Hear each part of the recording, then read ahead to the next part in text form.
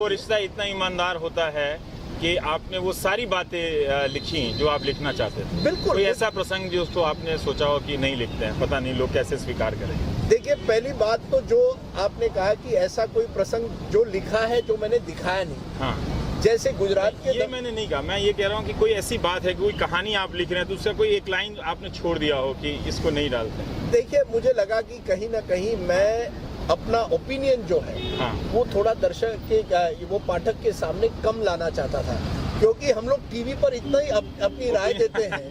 तो मैंने सोचा कम से कम किताब में मैं स्टोरी लिख रहा हूँ कि हमारे जो जनरली पत्रकार होते हैं अक्सर जब वो किताब लिखते हैं वो अपनी ओपिनियन लोगों पर ठोक देते हैं, जैसे हम कभी हमारे प्रोग्राम में करते हैं। मेरा विचार था कि एक कहानी मुझे कहनी है। मुझे लगा बड़ी बड़ी दिलचस्प कहानी है। नरेंद्र मोदी किस तरह से प्रधानमंत्री बनते हैं, भारत में किस तरह से चुनाव होते हैं, और उसके बैकग्राउंड में ये अलग अलग कैरेक्टर जो आते हैं, हो रही हैं, राहुल गांधी और चीजें हो रही हैं। मैं उस पर बात करूंगा, पर मैं एक सवाल का जवाब जानना चाहता हूँ। 20 साल 25 साल की आपकी पत्रकारिता रही है और उन सब को संचित करके उस एक हिस्से को आपने एक किताब लिखी है। क्या मुश्किल रहा पत्रकार बनना इन 20-25 सालों में या लेखक बनना? देखिए, मुझे लगता है कि लेखक बनने में जो मजा है वो शायद कई सालों तक मुझे टीवी पर नहीं मिला, क्योंकि टीवी पर देखा गया है एक तरह से आपको छोड़कर बहुत कम पत्रकार हैं जो इस फॉर्मूला फिल्म से दूर हटकर कुछ और करना चाहते हैं। तो टीवी पर कभी कभी हम इस टीवी के इडियट बॉक्स में उसके हम एक तरह से प्रिजनर बन गए, कैदी बन गए हैं। किताब में मुझे लगा एक खुलापन था, एक फ्रीडम बहुत दिनों के बाद मिली, तो बहुत मजा आया। और मुश्किल भी है क्योंकि आप जब आपके सामने एक ब्लैंक स्क्रीन होता है जब आप शुरुआत करते हैं, और फिर 130,000 वर्ड की किताब लिखना मुश्किल है लेकिन मजा आया। तो चलिए, एक नए प्रोफेशन की तरफ आप गए हैं। आपने लिखा कि 2014 का जो साल है, चुनाव जिसने भारत को बदल दिया, तो इस चुनाव को किसने बदला? इस राजनीति को टेलीविजन ने, सोशल मीडिया ने, या एक ऐसे नेता ने जो इन सब को साधने की शक्ति रखता था? मुझे लगता है जो आपने कहा, सब चीजों ने कुछ न कुछ बदला है। जैसे पहले जो चुनाव होते थे वो मैदान पर होते थे, बड़ी बड़ी रैलियां होती थी, बोट क्लब पर जाओ या पटना में गांधी मैदान पर जाओ। अब जो होता है चुनाव वो होता है कि टेलीविजन पर लाइव प्रोग्राम हो या सोशल मीडिया पर, ट्विटर पर हो कि इस रैली में इस नेता ने ये कहा, या आप कहीं ना कहीं व्हाट्सएप पर लगा देते हैं। तो वो एक बदलाव अपने पब्लिसिटी में हुआ है कि किस तरह से नेता लोगों से संपर्क करता है। पहले बड़ी रैली से करता था, अब वो मीडिया के जरिए करता है। ये एक बदलाव आया। दूसरे, इस चुनाव में एक बदलाव आया कि कहीं ना कहीं ये चुनाव जो है, जैसे अंग्रेजी में कहेंगे, एक तरह से प्रेसिडेंशियल बन गया कि हम देश का प्रधानमंत्री कौन होगा, हम पार्टी या हमारा एमएलए या हमारा एमपी कौन है, एजेंडा क्या होगा, वो सब खत्म होके एजेंडा पर भी हम मैनिफेस्टो, कितने जो वोटर हैं आजकल मैनिफेस्टो पार्टी का देखते हैं, या कितने प्रोग्राम होते हैं मैनिफेस्टो पर हम देख रहे हैं। मोदी सरकार 5 साल केजरीवाल, बिल्कुल। और जितना आप उसको सिंपल कर सके उसमें आपकी खूबी होती है कि आप एक आशाएं बढ़ा रहे हैं। 5 साल केजरीवाल या अब की बार मोदी सरकार में क्या गुण है, क्या नहीं है, या बीजेपी का एजेंडा क्या है या कांग्रेस का एजेंडा क्या है, इस पर हम कम जाते हैं। आपको लगा कि उस दौरान सोशल मीडिया और मीडिया इतना उत्तेजित हो गया था कि इन सब बातों के लिए स्पेस नहीं बचा था? टेलीविजन उनका हथियार बन गया था या टेलीविजन को किसी ने अपना हथियार बनाया था? हुआ क्या था? नहीं, आपने बड़ी अच्छी बात की। मुझे लगता है एक तरह से तो हम एक हथियार तो बन ही गए थे।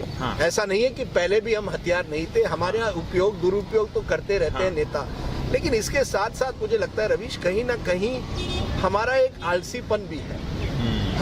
हम इस चकाचौंध में अब फंस गए हैं। अरे यार, बड़ा नेता है, उसकी रैली चलाओगे तो टीआरपी बढ़ेगी, मोदी जी टीआरपी है।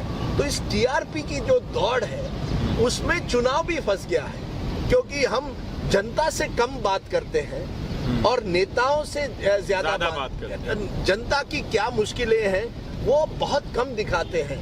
जनता की, अगर किसान आत्महत्या कर रहा है उस पर क्या हमने डिबेट किया कहीं चुनाव के दौरान? मुझे लगता है बहुत कम किया होगा। यानी विदर्भा या मराठवाड़ा जैसे जगह जहां आत्महत्याएं हो ये रही है, पहले इस तरह की रिपोर्टिंग हुआ करती थी चुनाव के दौरान बॉटम अप यानी जमीन से जुड़ी हुई। अब हम ऊपर से आते हैं, बड़े नेता हेलीकॉप्टर में आते हैं और हम उनकी हर बात पर हम उसको ब्रेकिंग न्यूज बना देते हैं। इस किताब को लिखते हुए एक बात सवाल पढ़ रहा था जब मैं आपसे जानना चाहता हूँ कि मुझे लगा कि आप एक नेता को दूर से देख रहे हैं, इसलिए मैंने शुरू में वो राजदीप बरखा और अर्नब वाला की कहानी बताई कि मैं भी आप लोगों को दूर से देखा हूँ, तो वैसे ही आप नरेंद्र मोदी को देख रहे हैं। चूंकि वो इतना प्रचंड बहुमत लेकर आए और जब आए तो ये कहा गया कि सब कोई उनसे डरता है, मीडिया भी उनसे डरने लगा है, कोई वो अपने बात खुलकर नहीं कह रहा है।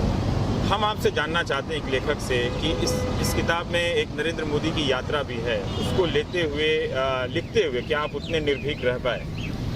मैंने बिल्कुल कोशिश की है, क्योंकि मुझे लगा कि ये जो यात्रा आप कह रहे हैं न केवल मोदी जी की यात्रा है, मेरी भी यात्रा है पत्रकार होने से। क्योंकि पहली मेरी बड़ी स्टोरी एक तरह से थी 1990 में जब रथ यात्रा हुई और मैं तब प्रिंट में था। मैं टाइम्स ऑफ इंडिया के लिए लिखता था और मुझे भेजा गया यात्रा के गुजरात का कवर करने के लिए। तब मोदी जी उस गुजरात लेग के इंचार्ज थे। तो तब से मोदी जी का जो सफर है और मेरा जो पत्रकारिता में सफर है उसको कहीं ना कहीं मैंने जोड़ने की कोशिश की है कि क्या वो व्यक्ति जो मैंने 1990 में देखा था और आज जो नरेंद्र मोदी देखता हूँ, या एनडीटीवी के जमाने में, क्योंकि आप बार बार एनडीटीवी का जिक्र कर रहे हैं और अर्नब बरखा, क्योंकि हम एक तरह से एनडीटीवी परिवार से आते हैं। उस जमाने में नरेंद्र मोदी इसी तरह से ओबी वैन पर तैयार रहते थे हमारे लिए। 1 घंटा एक बार रुके थे क्योंकि बारिश हुई थी, ओबी नहीं चल रही थी। मोदी जी अपना छाता लिए हुए 1 घंटा रुके जब तक वो टीवी पर आए। वही मोदी जी आपको आज 1 मिनट नहीं देंगे और वहीं से प्रधानमंत्री बनकर जा रहे हैं। वो अब आप बड़े आदमी बन गए, हम तो वही के वही रह गए। तो भारत के प्रधानमंत्री हैं, लेकिन एक पत्रकार इन रिश्तों को कैसे देखेगा? पत्रकारिता का विद्यार्थी इस किताब को पढ़ रहा है, मुझे लगता है कि उसे पढ़ना चाहिए, क्योंकि आप लंबे समय तक संपादक रहे हैं, संवाददाता रहे हैं, तो इन सबका एक पूरा तजुर्बा है। कई जगह आपने लिखा है कि आम आदमी पार्टी के नेता ने कहा कि आपको टिकट दे देते हैं। अमित शाह आपसे कह रहे हैं कि तुम आम आदमी पार्टी में चुनाव लड़ो, तो आप कह रहे हैं कि अब बीजेपी से लड़ा दो। तो अमित शाह कह रहे हैं कि मैं ही विरोध करूंगा अगर बीजेपी से टिकट मिलेगा।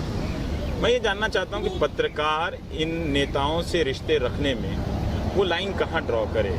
अगर उसे, कई बार लोगों को लगता है कि आपको राज्यसभा का ऑफर मिल रहा है या कुछ और पार्टी में इस तरह से कह रहे हैं, तो लोगों को लगता है कि शायद आप इतना घुल मिल गए हैं तभी वो आप पे वो ऑफर मिलता है। बिल्कुल सही रवि सर, आपने पहले सवाल में इसके पहले भी कहा था आप कितने निर्भीक थे इस किताब लिखते हुए। देखिए, मुझे लगता है पत्रकार जो है वो इस लेवल तक राजनेताओं से जुड़ गया है। एक तरह से हम उसी सिस्टम से जुड़ गए हैं, इसलिए ना निर्भीक रह पाते हैं कभी कभी, ना स्वतंत्र रह पाते हैं। और मेरी कोशिश पिछले 26 साल में रही है कि किसी ने भी टिकट अगर कहा है राजदीप आप चुनाव लड़िए, ममता बनर्जी ने, जैसे मैंने किताब में कहा कि आप राज्यसभा लड़िए तृणमूल से, आप राज्यसभा मेंबर बन जाइए, या अरविंद केजरीवाल कहते हैं आप राजनीति में आ जाइए। मुझे इससे कोई दिलचस्पी नहीं है, क्योंकि मैं पत्रकार हूँ। जब तक मैं अगर मैं कल राजनेता बन जाऊं तो मैं पत्रकारिता से मेरा कोई रिश्ता नहीं रहेगा। लेकिन जब तक पत्रकार हूं, मैं ये नहीं, किसी नेता को ये सेटिस्फेक्शन नहीं देना चाहता कि आपने अपने पत्रकारिता का दुरुपयोग करा, आपका एक एजेंडा था। मेरा कोई एजेंडा नहीं है। मैं मोदी जी रीडर पढ़ते समय, और ये चूंकि आपने इसमें लिखा है, कई पत्रकारों के बारे में लिखा है, कई बार होता है कि हम मीडिया वाले लिखते समय दूसरे पत्रकार या दूसरी संस्थानों के बारे में टिप्पणी नहीं करते, पर आपने लिखा है। रजत शर्मा के बारे में भी लिखा है, अर्नब के भी बारे में लिखा है, और भी लोगों के बारे में लिखा है।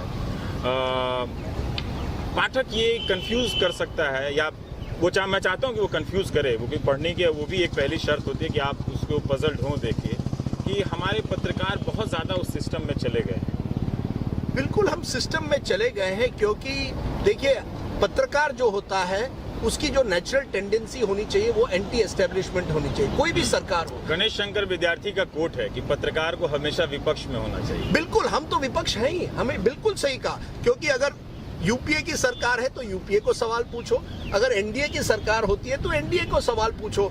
अब प्रॉब्लम ये हो गया रवीश कि जब मोदी जी दिवाली मिलन करते हैं तो हम सवाल उनसे नहीं पूछते, हम उनके साथ सेल्फी लेना चाहते हैं। बड़े बड़े पत्रकार, दिवाली बड़े बड़े मिलन। संपादक वो तो मोदी जी के साथ सेल्फी लेना चाहते हैं। या सोनिया गांधी को सवाल, इतने साल सोनिया गांधी 20 नहीं साल से राजनीति में है, क्या हमने उनको कठोर सवाल पूछे हैं? राहुल गांधी को पूछे।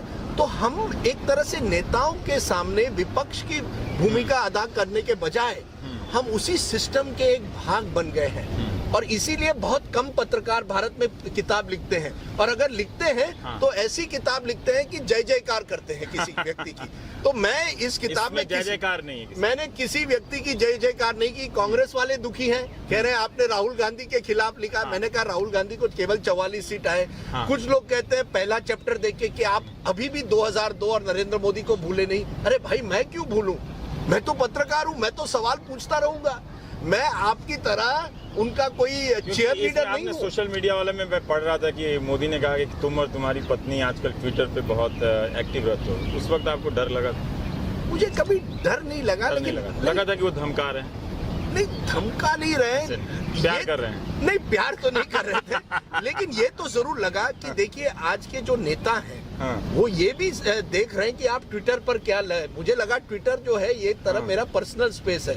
पर जब मुझे नरेंद्र मोदी जी ने रिमाइंड किया कि देखिए आप ट्विटर पर क्या लिख रहे हैं, तब मुझे थोड़ा डर नहीं, लेकिन मैं चौकन हो गया। हाँ, कि आप जो ट्विटर में लिखेंगे वो आपकी प्राइवेट स्पेस नहीं है, वो मोदी जी तक बात पहुंच रही है। पर देखिए, नेताओं से पत्रकारों का एक रिश्ता बन जाता है, खट्टा मीठा जो भी है। वो चलते फिरते टोक देते हैं कि आजकल बहुत खिलाफ लिख रहे हो, आजकल ठीक है। पर जब आपने पत्रकारों के बारे में लिखा, जैसे अर्नब के बारे में लिखा कि किस तरह से वो राहुल गांधी का इंटरव्यू लेने के लिए अपना पूरा TRP का चार्ट भेज देते हैं, या रजत शर्मा की, उन लोगों ने बाद में कभी कुछ कहा? नहीं, कुछ कहा नहीं है। मैंने किसी की आलोचना नहीं की है। मैं तो कहता हूं कि अच्छी बात है कि आपको एक्सक्लूसिव इंटरव्यू मिल गया, क्योंकि हमारे बीच तो स्पर्धा होगी ही। पर इस तरह से TRP चार्ट भेज देना कि ये लीजिए। ये देखिए, अब जैसे मैंने कहा रवीश, कहीं ना कहीं हमने पत्रकारिता को बॉक्स ऑफिस बना दिया है, और इसीलिए कुछ खबरें जो हैं वो जनता के सामने आज आती नहीं है। मैंने किसान के आत्महत्या के बारे में एक खबर दी है। आज के ज़माने में यूरिया के प्राइसेस जो हैं वो इस लेवल पर पहुंच गए कि कुछ इलाकों में किसान विरोध कर रहा है, वायलेंस पर उतर आया है, हिंसा हो रही है, लेकिन हम ये दिखाते नहीं है।